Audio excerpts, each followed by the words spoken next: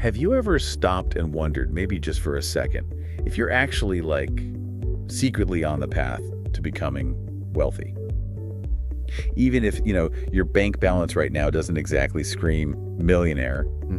It's a really interesting thought, isn't it? Because real lasting wealth, it's usually not about some sudden windfall, like winning the lottery or getting a surprise inheritance. Right, that's mostly fantasy. Exactly. Yeah. More often, it's this quiet buildup. It comes from specific habits, a certain way of thinking, and those small everyday choices that just compound over time in pretty amazing ways. Yeah, powerfully. So today we're doing a deep dive. We're going to uncover 12 pretty powerful signs that might already be showing up in your life. Signs that suggest you are right now actively building significant wealth. And some of these might genuinely surprise you. Oh, definitely. They might challenge what you thought you knew about getting rich.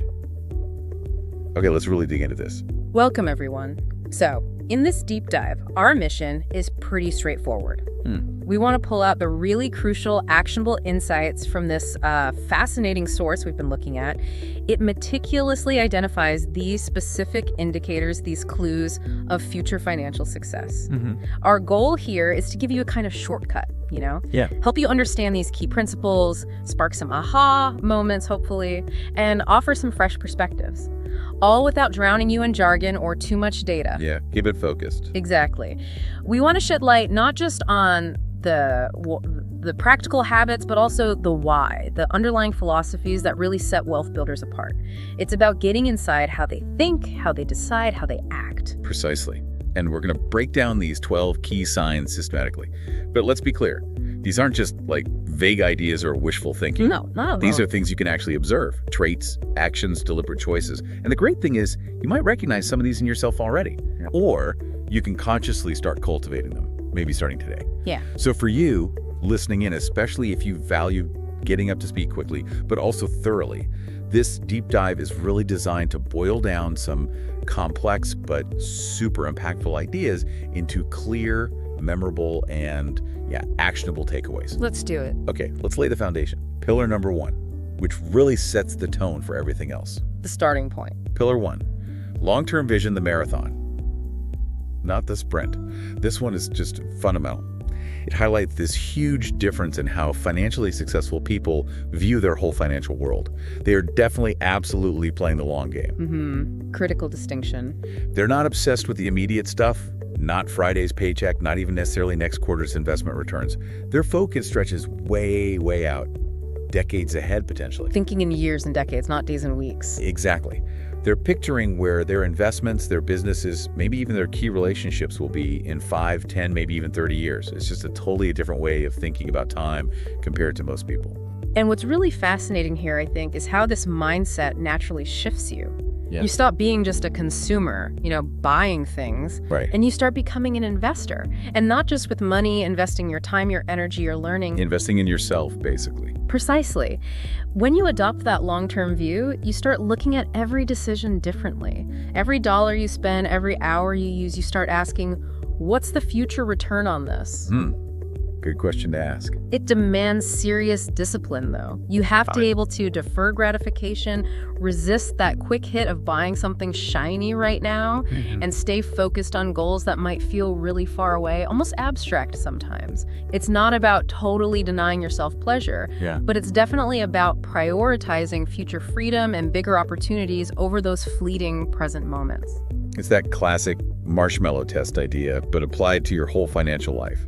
Exactly. It's understanding compounding, not just money compounding, but habits, knowledge, relationships, small, consistent inputs, creating this huge momentum over time, like that snowball rolling downhill. Yeah, getting bigger and faster. And the source we looked at had such a perfect example, Jeff Bezos. Oh, yeah. Classic. Think about early Amazon, way before it was the giant it is now.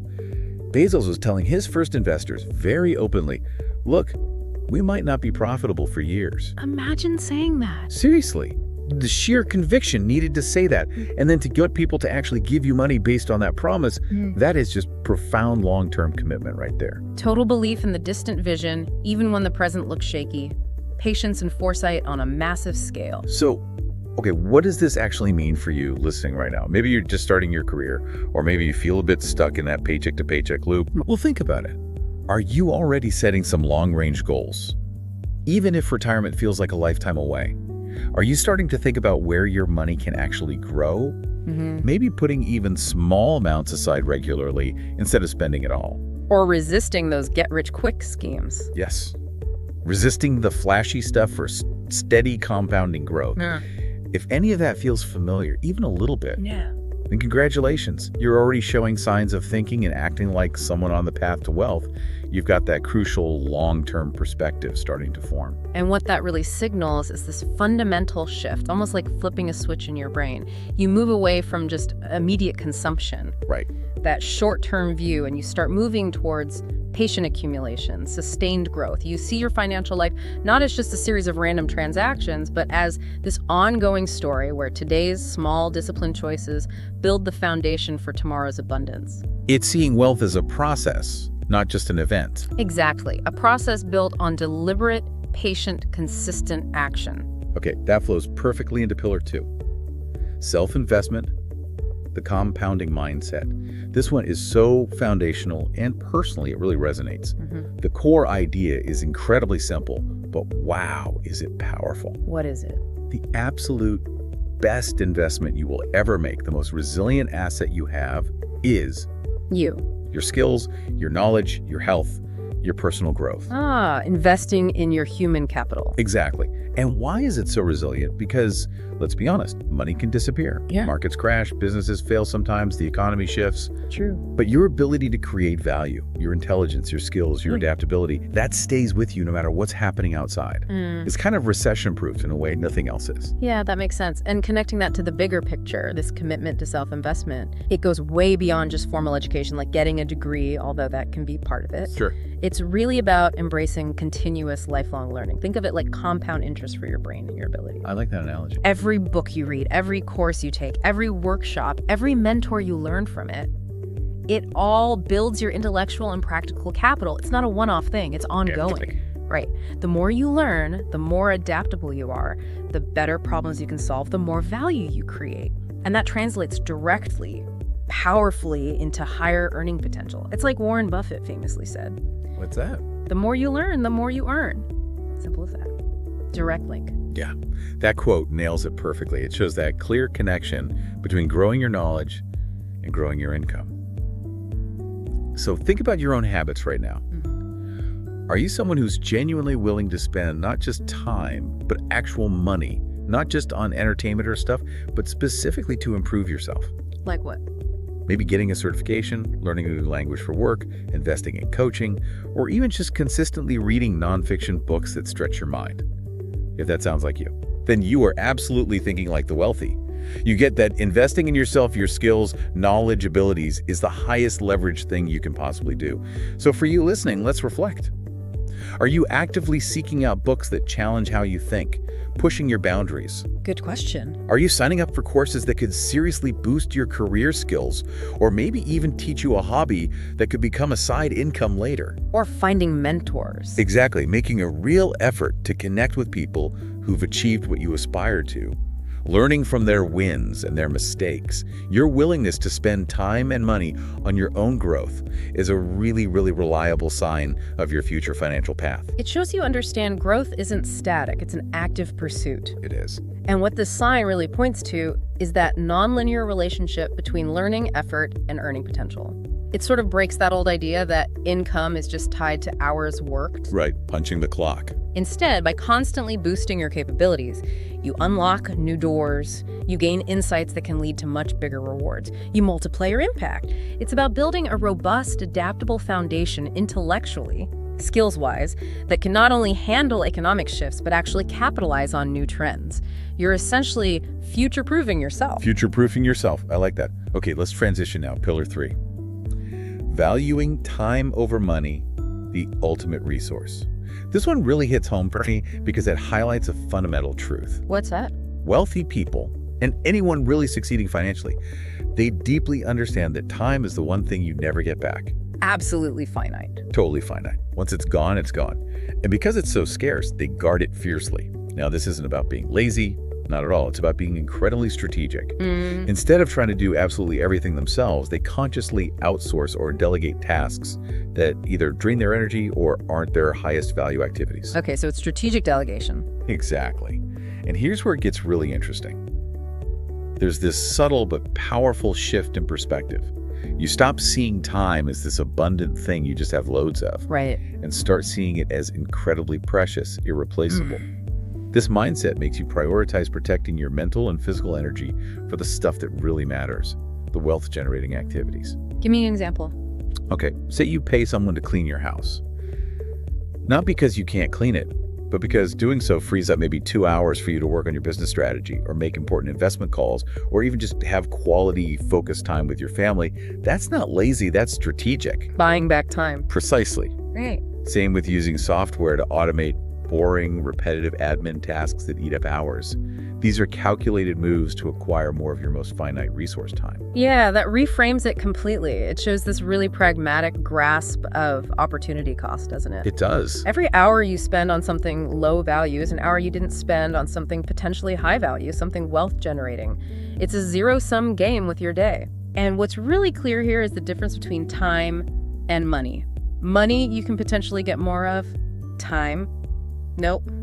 Can't store it, can't replenish it. So true. So guarding it, optimizing how you use it, offloading tasks that don't align with your main goals, that becomes critical. It's basically about leverage using your resources, including money, to get more time, which boosts your capacity for growth. So it really puts a challenge out there for your own life, doesn't it? Are you spending your limited time on tasks that just drain you? Things someone else could do or a tool could automate? Or are you focused? Or are you strategically putting your time towards activities that actually move the needle on your big goals? Really evaluate your day. Could you buy back some hours, free yourself up for more impact? It's that question, are you buying time or just more stuff? Exactly. Because the wealthy, as the source points out, they tend to buy time, not just more possessions. It's a huge distinction. Changes your whole approach to productivity, value, and your financial future. And the wider significance here is recognizing that opportunity cost. Seeing time as finite forces you to prioritize high return activities, not just financial return, but personal growth, strategic leverage. It's about being intentional with your most precious asset. Okay, next up on our journey into the wealthy mindset. Pillar 4, calculated risk-taking, the informed leap. Now, this is a sign that honestly gets misunderstood a lot. How so? Well, people hear rich and risk, and they immediately picture like reckless gambling or impulsive bets. Yeah, throwing darts at a board. Right. But there's a massive critical difference between blindly throwing money at something and taking a calculated risk. Yeah. Wealthy individuals definitely take risks, but they are meticulously calculated, meaning they do the analysis, they dig into the numbers, they do exhaustive due diligence, they prepare for worst-case scenarios, and only then, after all that hard work and foresight, do they make a decisive move. It's about managing uncertainty, not ignoring it. Yeah, that raises a really important point about the psychological side of it, doesn't it? The resilience needed to actually embrace uncertainty after you've done the prep work. Totally. It's one thing to understand the odds intellectually, but it's another thing entirely to push past that natural fear of failure and actually take the leap. It's not impulsive. It's synthesizing information, understanding probabilities, accepting the potential downsides, and then having the courage of your convictions to move forward. Being able to tell the difference between a sure thing, which almost never exists, and an informed opportunity is a real hallmark of this mindset. It needs both brains and guts. And the source gave that iconic example. Elon Musk. Right. When he left PayPal with millions, he didn't just park it in safe bonds, did he? Definitely not. He poured millions, a staggering amount, into Tesla and SpaceX when, frankly, most people thought he was crazy and doomed to fail. Widespread skepticism. Yeah. But he'd done his homework. He saw the potential. He took that incredibly bold yet calculated leap, and look where they are now. So if you've ever been in a similar spot, maybe taking a chance on a business idea you thoroughly researched, or making a big career shift after weighing the pros and cons, or putting significant money into an investment after doing your due diligence, then you have that same wealth-building mindset. It takes courage, yes, but it's courage backed by careful thought and preparation. So maybe reflect for a moment. Have you ever taken a significant chance after really doing the homework? Moved forward despite the doubters, because your analysis said it was a sound, though risky, move. It's important to remember this isn't about ignoring danger. No. It's about acknowledging it, preparing for it, and managing it so you can still act decisively. It's that ability to move with purpose and conviction when things aren't certain because you're armed with knowledge. Exactly. And what this sign really underscores is that balance. Courage combined with due diligence. It suggests that breaking new ground, capturing those really big returns, almost always means stepping outside the comfortable, the conventional, the safe. Real growth rarely comes from sticking only to the well-trodden path. That willingness to embrace well-understood risk is a powerful differentiator for people who build substantial wealth. Now let's talk about Pillar 5. Multiple income streams, the safety net of abundance. This one feels almost obvious once you hear it, but it's amazing how many people don't actively pursue it. What's the core idea? Simple. Relying on just one paycheck, no matter how big it is inherently risky. Yeah, putting all your eggs in one basket. Exactly. The wealthy get this deeply. And that's why, according to a lot of studies, the average millionaire has at least 7 different streams of income. 7? That's a lot. It is. Let that sink in. Not 1, but 7. Okay, let's break that down. Why 7? Is it just about more money? Well, partly, but it's more profound than that. It signals a massive mindset shift. From scarcity, worrying about losing that one job, to abundance, where you actively see and create multiple opportunities. Okay, so security is a big part. Huge. If one stream slows down or dries up completely, maybe you lose that job, or investment tanks, you have others to fall back on. It's a vital cushion. Makes sense. But it's also about accelerating growth. Each extra stream, even if it starts small, adds to your overall financial momentum. It creates this powerful compounding effect. So what kind of streams are we talking about? All sorts. Your main job, maybe a side hustle you're building, income from investments like stocks or real estate, maybe royalties from something creative you did, or revenue from a small online business. They can be active, passive, portfolio income. The key is diversification, layering them up. Right, and connecting this to the bigger financial picture, it's not just about having more cash flow, it's about building a really robust financial structure. How so? It massively reduces your vulnerability if one thing goes wrong. It cushions you during economic downturns. It gives you way more freedom in your career choices. And yeah, it speeds up wealth building overall. Diversifying income is like a safety net, definitely, but it's also like a trampoline bouncing you higher towards independence. I like that. Safety net and trampoline. It's about building in resilience, stability, and more opportunity. So, for you listening, take a moment. Look at your current income situation. Are you actively trying to build additional streams, even small ones? Like what kind of small steps? Maybe you picked up a small freelance gig, started investing just a little bit each month, learning a new skill that could realistically lead to another income source later on. Even if those extra streams are tiny right now, the very fact that you're thinking about them, planning them, taking steps towards them, that shows you're thinking like the wealthy. The intention to diversify is almost as important as the current size of the streams.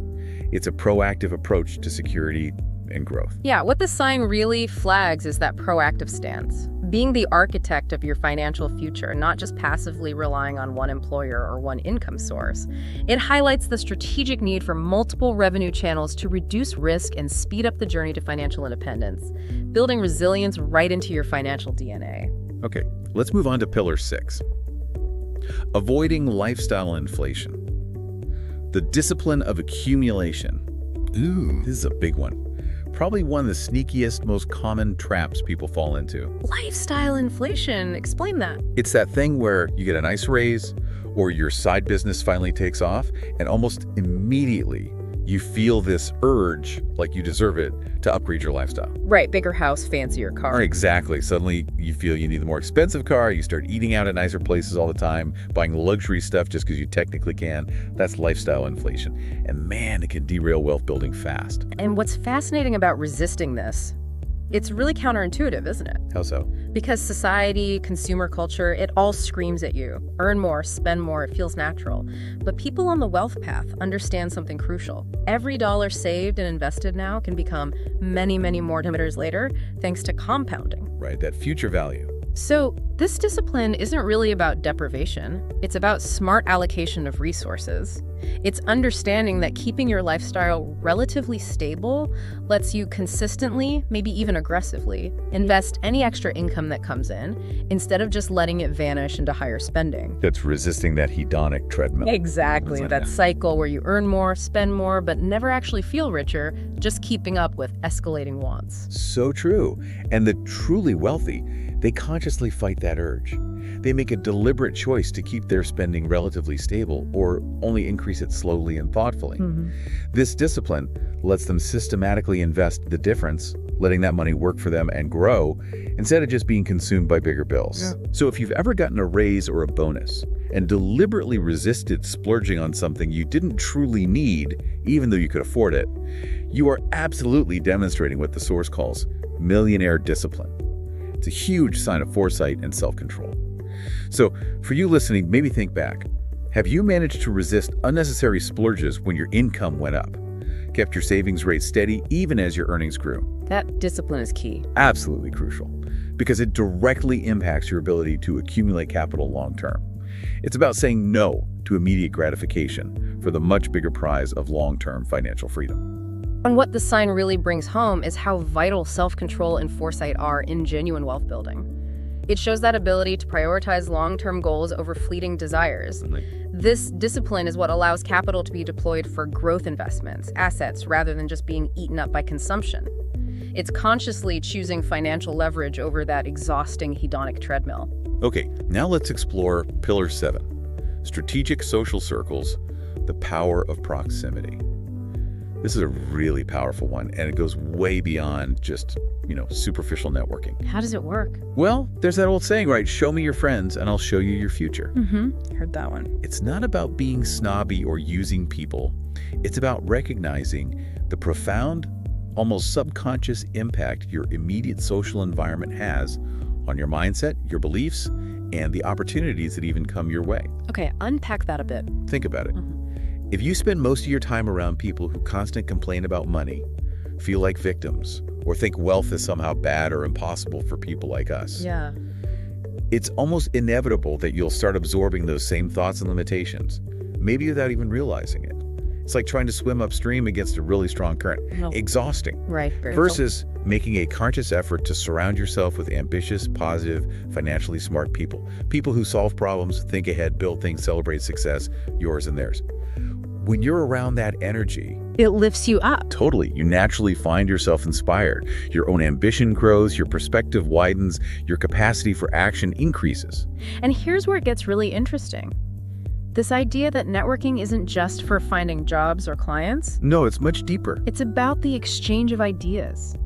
Finding energy that motivates you, discovering opportunities you never see on your own. Wealthy people are often very conscious, very selective about their inner circle. Not elitist, but pragmatic. They understand the power of influence and proximity. Your environment often shapes your willpower. Yeah, that makes a lot of sense. Yeah. That symbiotic relationship between your environment and your growth path. Your social circle acts like a filter for ideas, a source of inspiration, accountability, maybe even collaboration. When you think about wealth creation, it's clear it's not usually done in a vacuum. Right, not totally solo. It's often amplified, supported, accelerated by a carefully chosen community. They can offer mentorship, open doors, give crucial support during the tough times. Yeah, the inevitable challenges. So here's a challenge for you listening. Take a really honest look at your inner circle right now. The people you spend the most time with, are they lifting you up, inspiring you, challenging your financial assumptions in a positive way? Or Or are they, maybe even unintentionally, holding you back? Through negativity about money, maybe, or just a lack of ambition. It's a conscious choice, to curate your relationships, to seek out people who embody what you aspire to, and maybe gently distance yourself from those who drain your energy or reinforce limiting beliefs. the big takeaway here is that wealth building isn't just individual effort. External support structures, like your social circle, are critical for resilience, innovation, accessing opportunities. It's recognizing that your intellectual and financial capital can be boosted through synergistic relationships, building your network worth, not just your net worth. Network worth, I like that. All right, let's dive into Pillar 8, Solution-Oriented Mindset. the entrepreneurial lens. This shows a really profound difference in how successful people see the world, especially when they hit problems. They don't see problems as just frustrating roadblocks that stop them. Okay. Instead, they almost instantly look past the frustration and start searching for solutions. For them, every problem, every pain point, every inefficiency they notice is actually an opportunity. An opportunity for what? To create value, to innovate, and ultimately to potentially profit. Think about the average reaction to frustration. Maybe it's, ugh, so annoying, or why me? People get stuck complaining, feeling like a victim. Right, the blame game. But the wealth builder, their internal dialogue shifts immediately. They're asking, okay, how can I fix this? How can this process be better? Is there a product or service missing here? By reframing the problem as a question of how to solve it, they unlock all this potential. Obstacles become stepping stones. Yeah, and connecting that to the bigger economic picture, every problem solved is basically a market need being met. And if you can meet a market need well with an innovative solution, that often translates into a revenue stream. This mindset is the heart of entrepreneurship. Seeing friction or unmet desires as an invitation to create something better, faster, more efficient, it turns obstacles into springboards for value creation, which is the engine of wealth building. It's having that keen eye for unmet needs and the drive to fill them.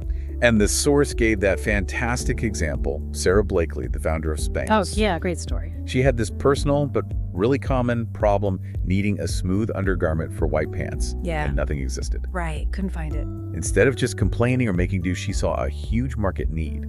Millions of women probably have the same issue. So what did she do? She didn't just sit there. She innovated, created the solution, and became a billionaire. That's the solution-oriented mindset in action. Powerful stuff. So for you listening, I really encourage you, try to adopt this perspective in your job, your side projects, even personal challenges. Next time you face a big hurdle, what's your first thought? Is it why me, or this is impossible? Or does your mind jump to, okay, how can I fix this? What's the opportunity hidden inside this problem?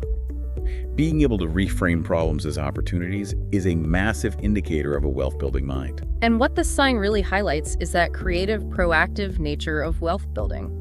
Challenges aren't dead ends. They're springboards for innovation and value creation. This mindset fuels the development of new products, services, businesses that solve real-world problems, translating directly into economic opportunity and wealth.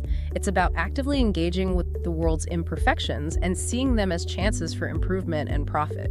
Okay, let's get into Pillar 9, continuous financial learning, the evolving knowledge base. This one is so crucial because, honestly, managing money isn't something you just figure out once and then you're done. Right, it's not static. Not at all.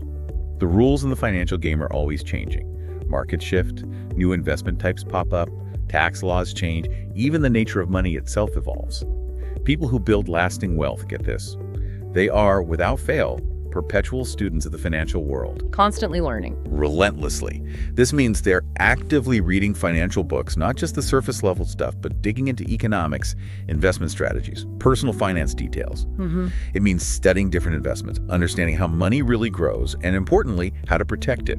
And, maybe most critically, understanding taxes, because taxes can be a huge drain if you don't manage them smartly. They know the what, the why, and the how to adapt. Yeah, this trait really shows that successful wealth builders are never satisfied with just a basic understanding. They embrace complexity. They seek mastery. Right. It's not just collecting facts, it's developing a nuanced understanding of market dynamics, economic indicators, risk management. This ongoing education isn't seen as a chore. It's a strategic necessity. It ensures they stay relevant, adapt to new conditions, and effectively grow and protect their assets in this constantly changing global landscape. Like having an internal financial GPS that's always updating. So what does this commitment to learning actually mean for staying effective? For you listening, think about your own engagement with financial literacy. Are you actively curious about how to grow your money, protect it from inflation or downturns, multiply it through smart investments? It's more than just avoiding mistakes, isn't it? Oh, definitely. It's about actively seeking knowledge that empowers you to make smarter, more impactful decisions consistently. That curiosity, that commitment to lifelong learning is absolutely vital for building and, maybe even harder, sustaining wealth over your lifetime. And what this sign really signifies is that long-term financial success demands an adaptive, informed approach. It underscores that the best wealth builders see financial education not as a destination, but as an ongoing journey. Always learning. Always refining, always expanding their knowledge to navigate complexities and capitalize on opportunities in this dynamic global economy. It's about staying ahead of the curve, not just reacting to it. We're getting close. Next one is a real cornerstone. Pillar 10. Delayed gratification. The master skill. If I had to pick just one sign that underpins almost all the others we've talked about, this might be it. A master skill, huh? I think so. The concept sounds simple, but man, it's hard for most people to master. It's the ability to consciously postpone small, immediate rewards for much larger, more significant gains later on. Saying no now for a bigger yes later. Exactly. Can you genuinely say no to that small, fleeting pleasure right now to secure a much bigger, more impactful reward down the road? That's financial maturity in a nutshell. And what's so insightful here is how it really does underpin so many other habits. You need it for that long-term vision we talked about, for making those self-investments, for avoiding lifestyle inflation, for making calculated risk. It's the discipline behind all of it. And it's not about living a life of constant deprivation, never enjoying anything. It's about patience, strategic planning, and truly valuing future freedom and opportunity over momentary pleasure. It's the engine driving compounding, not just financially, but in personal development, skills, habits too. Visualizing a better future and making present choices align with it, even if it's temporarily uncomfortable. And the source used that really relatable example. Choosing between buying the latest, hottest iPhone right now, immediate satisfaction. Yeah, that instant hit. Versus consciously choosing to invest that same amount of money instead. If you have the discipline to invest it, let it grow and compound over time. That happens. Eventually, you'll be in a position where you can easily afford any phone you want, totally stress-free, without even thinking about the cost, because your investments are working for you. Ah, the power of delayed gratification in action. Right. The wealthy haven't just understood this, they've mastered it. So here's a challenge for you listening. Where in your life can you practice saying no to immediate wants for a bigger long-term win? Like what? Maybe putting that unexpected bonus straight into retirement instead of booking a fancy trip right away. Cooking at home more often to save for a down payment on a house. Mastering this one skill, delaying gratification, is truly transformative, not just for your finances, but for your whole life trajectory. It builds resilience, self-control, focus. Yeah, this principle underpins compounding, discipline saving, strategic investment. It tackles that basic human urge for instant satisfaction and contrasts it with the lasting prosperity that comes from foresight, patience, discipline. It really separates those always playing catch-up, chasing desires, from those systematically building a future of abundance, security, and freedom. Maybe the most fundamental difference. All right, just two more crucial signs. Let's hit pillar 11. Failure as feedback to resilient rebound. This is such a powerful shift in perspective. It really separates those who ultimately succeed from those who get stuck or quit. How does it work? Most people see failure as the end, a sign to give up. Maybe even a personal indictment, I'm not good enough. Setbacks feel final. Yeah, devastating sometimes. But wealthy individuals and successful people in general see failure completely differently, radically differently. They see it purely as information, feedback. Just data. Exactly. Yeah. Every setback, every rejection, every loss provides crucial data on what not to do next time or what to do differently. That highlights a growth mindset, doesn't it? An adaptive approach. Instead of seeing a setback as a dead end, it's just part of the learning process. Right. Iterative. Each failure is just a data point that informs your next move, refining your strategy, increasing your odds next time. It's not about being immune to the disappointment that's real, but about having the mental strength to extract the lesson and use it as fuel.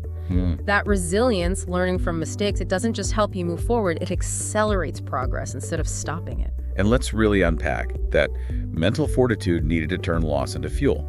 The source gave two amazing examples. Oprah Winfrey, Right.